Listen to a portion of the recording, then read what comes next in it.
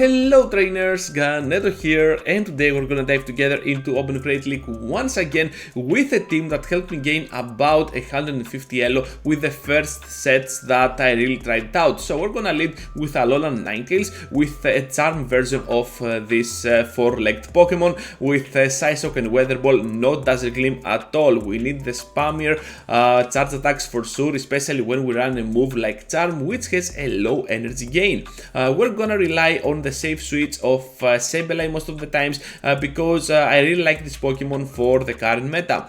Toxapex is gonna be kind of a meta-defining Pokemon lately, so that Sableye can really help us a lot against those poison moves, and of course that ghost typing is gonna be our main asset against a lot of things in the meta, and the dark typing is gonna help us most of the times against that Revenant matchup. At the back we also have the third Pokemon of this team, the Diggersby, with Mudshot, Earthquake and Fire Punch. You can always use this version of Diggersby with Hyper Beam, but I prefer it on this line with Earthquake because I still have two other Pokemon that can handle the flyers if it happens to come up against me, and Diggersby is gonna prove to be one of the best Pokemon that you can use right now on the Open Crate League meta. Now without any further ado, let's dive into the first battle.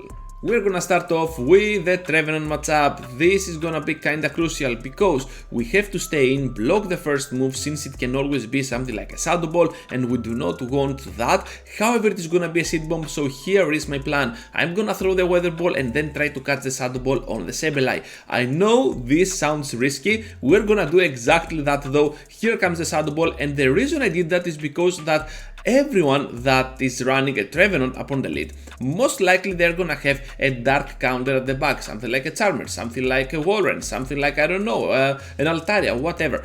So I decided to do that because I knew that with Revenant out of the way, my Sableye would not have any other good matchup at all for the rest of the team. So that's why Sableye was sacrificed here while I kept my shield alive and of course my Ninetales. So right now we're gonna see the Stunfisk that has to block my Earthquake, and right now they have a Walrein at the back, so we were right trainers, and now that Alolan Ninetales of ours will block correctly the big move, the Earthquake. Are you kidding me? So now we have to go for the Psyshock for some nice cheap damage, and in combination with the charms we're gonna put that Walrein into a Mudshot range.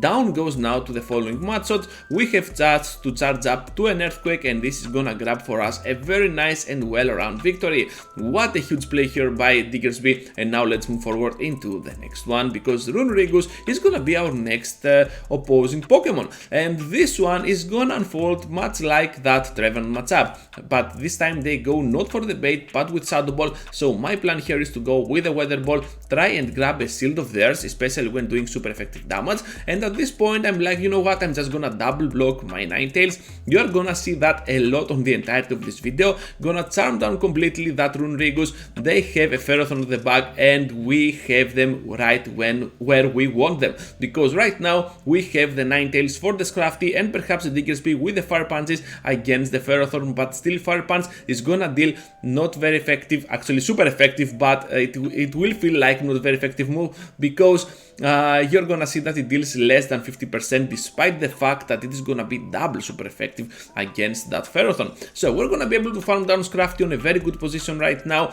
We can take one Power Whip. I'm gonna try and catch it on my Charmer here, but instead we're gonna stay in a little bit longer, able to drop it below 50%, which is gonna be the key scenario for us. Right now we can go with the Fire Punch. They have to charge up to a double Power Whip if they want to have a chance. I will not allow them at all able to reach with the Fire Punch. This is not gonna even finish off that Ferrothorn, which means that we have to survive the Power Whip and then finish off with our Mudshots. What a crazy play that was. Shadow Swampert into the next one, and we are seeing now the Charm melting apart the Shadow Pokemon here. We have to take the move here. I'm not gonna risk it at all. If it is a Hydro Cannon for sure, I'm not gonna block at all. I decide to stay in most of the times and then go with the Weather Ball. However, my opponent here makes an amazing play, to catch that move on the Skarmory, and they decide to block, and I was like, what are you doing? Is this gonna be a weird play or anything? So anyways, I'm gonna just go ahead and switch out to my Diggersby with the fire punches. I have one ready to go, one more able to reach that Skarmory close to the red section. The Matzots are gonna do exactly that, and we can take one more Sky Attack for sure. With that in mind, I'm expecting them to go ahead with another Sky Attack, but they decide to go ahead and switch out to the Swampert, but I do the smart choice here and reach to the Earthquake. Down goes Swampert, down goes Skarmory right after as well from the Diggersby. Huge plays here by Diggersby, and they have now a Sableye at the back, while we have a Sableye with 2 shields and they have only 1. This is gonna be absolutely awesome for us. You love to see it. The mirror match with a double foul play, able to reach the opposing Sableye at the no HP scenario pretty fast. Look at that, battlers. You love to see it. I love to see it for sure. Why should you not love to see it? Right. So here comes out the foul play. Down goes Sableye, and we're gonna grab this nice victory. Alola Ninetales against the Galarian Stunfisk. Worst possible lead scenario. We have to get out of there, and they have a Como at the back. Como is a meta-relevant Pokemon, not meta-defining, but totally meta-relevant because it has access to a very nice moveset and applies so much damage with its Dragon Tail. However, we're gonna be able to finish them off after they underestimate our return damage. Perhaps they underestimated our energy there, thinking that we had the energy only to go for the foul play. This is not gonna happen, not today, trainers.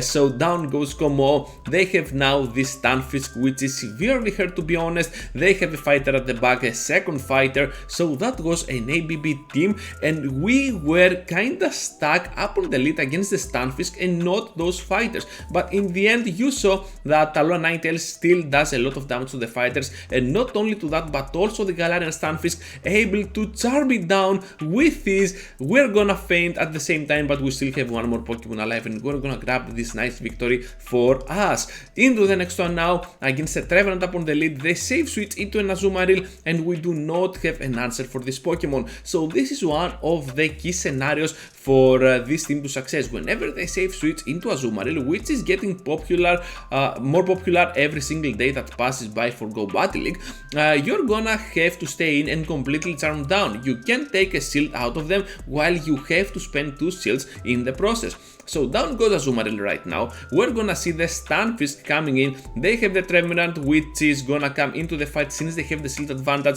they can go for the Shadow Ball and finish me off, but I don't care, to be honest. Because I can still go ahead and finish them off with my Ninetales here, and at this point I have the Diggersby over the Stunfisk as well. So let's see if our plan can unfold correctly right now, because we have the Weather Ball. Okay, it landed. Down goes a nice chunk and the whole HP out of the Trevenant, of course. Excuse me for that. They have the Galarian Stunfisk, we have the Diggersby, and things are looking pretty well right now, because even an Earthquake will not be enough to put us below 50%, so this means we can take the easy victory over there. Into the next one now, against a very good lead with a fighter, with a Medicham. So right now we're gonna force the switch out to the Noctowl. Noctowl is another Pokemon that we are kinda afraid of, and perhaps the core breaker of the team. So now we have to respond with a heavy hitting Weather Ball. They're gonna take it, down they go. Diggersby comes to the fight, and we're still staying in with our Ninetales. Are you kidding me? Look at the crazy damage scenario that we have unleashed to our opponent here. We can take even the Fire Punch at this point, but they go with a smart Earthquake instead. That was a really huge play for my opponent, and we have to go ahead now and go with the mirror match. I'm pretty sure I can take one Earthquake at this point, while they cannot, because they're severely hurt from that Ninetales dealing massive damage to the whole team of theirs. Right now they have the Medicham, and that's why I never switched out my Ninetales. I relied on my Ninetales, especially against that Noctowl, because I knew that eventually I could face that Medicham with my Sableye over here. So I'm just gonna take the move. I will wait a little bit, not attack immediately, because I want them to put me at a point that not a lot of Matshots can be farmed down by the opposing Diggersby. So I'm gonna go straight for the Earthquake. They're gonna take it, and we're gonna grab this nice victory. I went for the Earthquake there because Fire Punch could be taken from the opposing Diggersby, and I knew they couldn't survive for sure an Earthquake, so I went for that. I would not like to give them a win condition, right? And we're gonna take this nice victory. So into the next one now with the Shadow Swampert up on the lead. We saw that before, I believe, so we're gonna just farm down after we block the first one, thinking it could be a Sludge Wave or an Earthquake, and then take the Hydro Cannon, that it was for sure a Hydro Cannon, so we're gonna farm down in the process with our Ninetales. Down they go, and at this point we're gonna switch out to that Sableye of ours, because I have a feeling that we're gonna need our Ninetales once again, and here is a Sableye that they have at the back. So I'm gonna throw immediately my Ninetales here, gonna go straight for the Weather Ball. They are gonna take it, and this is gonna be kinda crucial right now, because they are super close to another foul play. Are they gonna unleash it? No, they are not. We're gonna be able to farm down. We have now a lot of energy to spare, especially those Fire Punch are gonna do all the work. So we have one Fire Punch ready to go. We have to block here. Oh, okay, no block, because even a Brave Bird can be taken. Yeah, we have to flex our bulk here, but we have already two of those Fire Punches ready to go, able to take the shield and the Skarmory out of the way. That was a really nice play here, and I believe that Ninetales did all the work, despite the fact that the Fire Punches were kinda crucial at the end.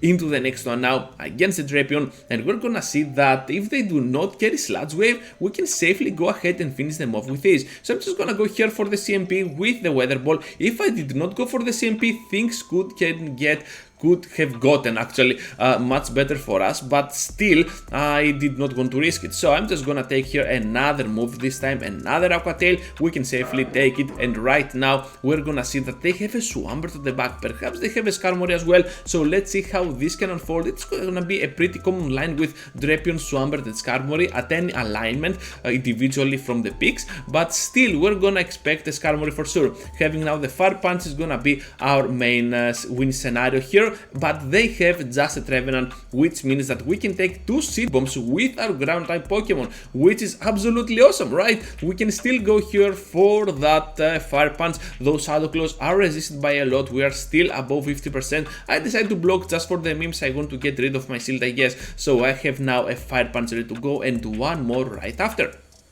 I will go here for the Fire Punch and press the other one right immediately, because otherwise they will try to catch, but they know much better with the Swampert coming in, and I'm pretty sure they have the chance to go here for the Hydro Cannon to finish me off before I farm them down. But guess what, trainer? Sableye comes in, and we have the time to go for that foul play right before fainting, and we're gonna get now the sweet victory, despite the fact that they made an amazing catch. Into the next one now, against another Galarian Stunfisk. Horrible lead, get out of there to our Sableye, and they respond with a mirror, pretty much reacting immediately. What a huge play by my opponent here. And we're gonna see now that foul play being shielded while they took the foul play in their faces. So I'm just gonna go ahead with the foul play of mine as well, and I will try to double block here my Sableye, because I want my Diggersby over the Stunfisk, and with that double block on the Sableye, I have surely accomplished that. So they have a Shadow Venusaur, and instead of going for the return, I will go for the foul play, because they are getting even glassier than they ever were. So right now I can go now for that foul play, dealing massive damage. I have the time to go with the Ninetales. They are gonna bring their Stunfisk because they want to preserve their HP and their energy for the endgame, I believe, but they see the Diggersby and they get out of the way as soon as possible. Into the next one now with the Swampert up on the lead.